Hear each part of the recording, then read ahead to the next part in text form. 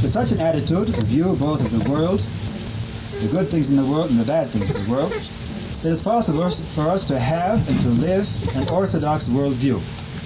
That is, an Orthodox view on the whole of life, not just on narrow church subjects. There exists a false opinion, which unfortunately is all too widespread today, that it is enough to have an orthodoxy that is limited to the church building and formal Orthodox activities, such as praying at certain times or making the sign of the cross.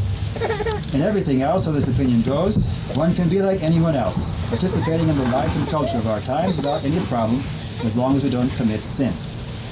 Anyone who has come to realize how deep orthodoxy is and how full is the commitment which is required of the serious Orthodox Christian, and likewise what totalitarian demands the contemporary world is making on us, will easily see how wrong this opinion is. One is orthodox all the time, every day, in every situation of life, or one is not really orthodox at all. Our orthodoxy is revealed not just in our strictly religious views, but in everything we do and say. Most of us are very unaware of the Christian religious responsibility we have for the seemingly secular part of our lives. A person with a truly Orthodox worldview lives every part of his life as Orthodox and Christian. Let us therefore ask here, how can we nourish and support this Orthodox worldview in our daily life? That is, what are the Orthodox things that strengthen us as opposed or rather added to those worldly things which we already mentioned as helping out the Orthodox worldview? The first and most obvious way is to be in constant contact with the sources of Christian nourishment, with everything that the Church gives for our enlightenment and salvation. Church services and holy mysteries, Holy Scripture, the lives of saints, the writings of the Holy Fathers. One must, of course, read books that are on one's own level of understanding and apply the Church's teachings to one's own circumstances in life. Then they can be fruitful in guiding us and changing us in the Christian way. But often these basic Christian sources do not have their full effect on us, or they don't really affect us at all, because we don't have the right Christian attitude towards them and towards the Christian life they're supposed to inspire. Let me say a word here about what our attitude should be if we are to obtain real benefit from them, and if they are going to be for us the beginning of a truly Orthodox worldview. First of all, Christian spiritual food by its very nature is something which is living and nourishing. If our attitude towards it is only academic and bookish, we will fail to get the benefit it is meant to give. Therefore, if we read Orthodox books, or are interested in orthodoxy only to gain information, or to show off our knowledge to others, we are missing the point. If we learn of the commandments of God and the laws of His Church, merely so we can be correct and judge the incorrectness of others, we are missing the point. These things must not merely affect our ideas, they must directly touch our lives and change them. In any time of great crisis in human affairs, such as the critical times right in front of us in the free world, it's a matter not of centuries or decades, it's a matter of a few years or months in front of us, it's critical times. In these times, those who place their trust in outward knowledge, in laws and canons and correctness, will be unable to stand. The strong ones then will be those whose Orthodox education has given them a feel for what is truly Christian, those whose orthodoxy is in the heart and is capable of touching other hearts. Nothing is more tragic than to see someone who is raised in orthodoxy, has a certain idea of the catechism, has read some lives of saints, has a general outline of what orthodoxy stands for, understands some of the services, and then is totally unaware of what is going on around him.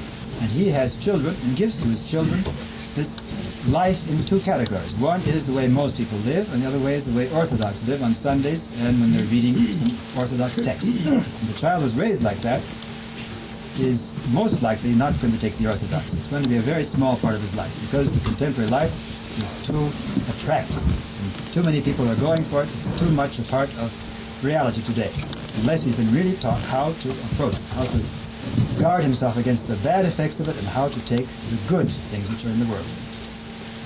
Therefore, a second point, our attitude beginning right now must be down to earth and normal. We say this in a time when everything has become very abnormal and weird. That is, our attitude must be applied to the real circumstances of our life. It cannot be a product of fantasy and escapism and refusal to face the often unpleasant facts of the world around us. If our orthodoxy is too exalted, too much in the clouds, it belongs in a hothouse and is incapable of helping us in our daily life, let alone saying anything for the salvation of those around us. Our world is quite cruel, and it wounds souls with its harshness. And we have to respond, first of all, with down-to-earth Christian love and understanding, leaving accounts of hesychasm and advanced forms of prayer to those capable of receiving them. So also our attitude must be not self-centered, but reaching out to those who are seeking for God and for a godly life.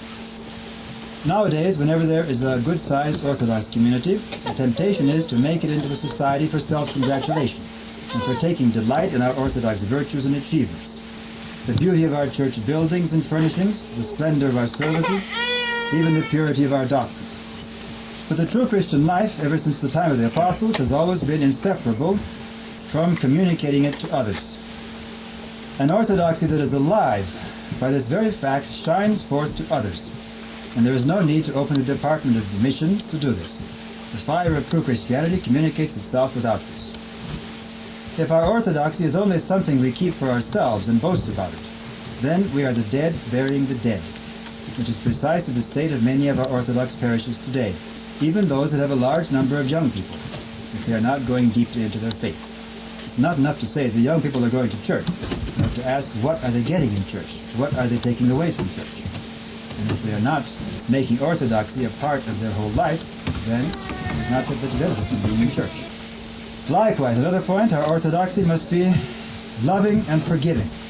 There's a kind of hardness which has crept into Orthodox life today. You say things like, that man is a heretic, don't go near him. Or that one is Orthodox, supposedly, but you can't really be sure. Or that one there is obviously a spy. See, it's apparently a common thing. Often we don't mean this too seriously, but this attitude is a very cruel one, and it can become very harsh.